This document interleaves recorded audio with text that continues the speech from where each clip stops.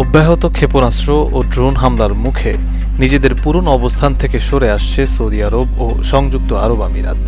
মধ্যপ্রাচ্যের বর্তমান উত্তপ্ত পরিস্থিতিতে ইরানকে সাজা দিতে দেশ দুটি এখন যুক্তরাষ্ট্র ও ইসরায়েলের সামরিক তৎপরতার প্রতি সমর্থন বাড়ানোর ইঙ্গিত দিচ্ছে। ইতিমধ্যেই সৌদি আরব তাদের পশ্চিম উপকূলে অবস্থিত কিং ফাহাদ বিমান ঘাঁটি মার্কিন বাহিনীকে লজিস্টিক সহায়তার জন্য ব্যবহারের অনুমতিও দিয়েছে। মূলত নিজেদের জ্বালানি অবকাঠামো ও রিয়াদ শহরে সরাসরি হামলার কারণেই তেহরানের প্রতি এই কঠোর মনোভাব গ্রহণ করেছে সৌদি প্রশাসন। পিছিয়ে নেই সংযুক্ত আরব আমিরাতও।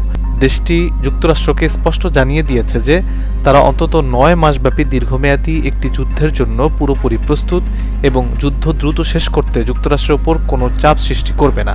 পাশাপাশি হরমুজ প্রণালীতে নৌ চলাচল স্বাভাবিক করতে ও এর নিয়ন্ত্রণ পুনরুদ্ধারে যুক্তরাষ্ট্রের নেতৃত্বাধীন যে কোনো সামরিক অভিযানে অংশ নেওয়ার কথাও গুরুত্বের সঙ্গে বিবেচনা করছে আবুধাবি। বিশ্লেষকদের মতে উপসাগরীয় এই দুই প্রভাবশালী দেশ এখন গভীরভাবে উপলব্ধি করছে যে কোনো সময় হরমুজ প্রণালী বন্ধ করে পুরো অঞ্চলকে জিম্মি করার ক্ষমতা রাখা ইরানের বর্তমান নীতির সঙ্গে সহাবস্থান করা কঠিন।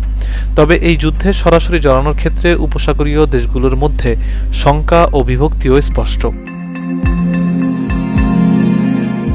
কাতার ও ওমান এখন উত্তেজনা প্রশমনের পক্ষে জোর দিচ্ছে।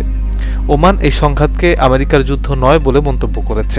এছাড়া গাজায় ইসরায়েলের কর্মকাণ্ডকে সৌদি যুবরাজ নিজেই গণহত্যা আখ্যা দেয়। ইসরায়েলের সঙ্গে পরোক্ষ বা প্রত্যক্ষভাবে জড়ানোর ক্ষেত্রে জনমতের প্রবল চাপের ঝুঁকি রয়েছে। পাশাপাশি রাশিয়া ও চীনের সহায়তায় পুষ্ট ইরানের সামরিক সক্ষমতাও একটি বড় উদ্বেগের কারণ।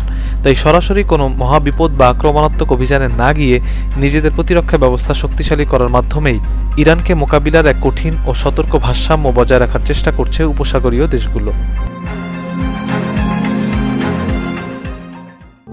প্রবাসীদের জন্য নির্মাণ হচ্ছে দেশের প্রথম স্মার্ট সিটি, যেখানে থাকছে স্কুল, মসজিদ, হাসপাতাল, সুইমিং পুল, হেলিপ্যাড, পাঠাগার, জিম, সুপারমার্কেট, শিশু পার্ক সহ সকল নাগরিক সুবিধা। মাত্র ৩০ লাখ টাকা বিনিয়োগে মিলছে আকর্ষণীয় ফ্ল্যাট। প্লাটিনাম ইনভেস্টরদের জন্য ঢাকা বিমানবন্দরে ভিআইপি প্রোটোকল সুবিধা। বিস্তারিত জানতে যোগাযোগ করুন স্ক্রিনে দেয়া হোয়াটসঅ্যাপ অথবা ইমো নাম্বারে।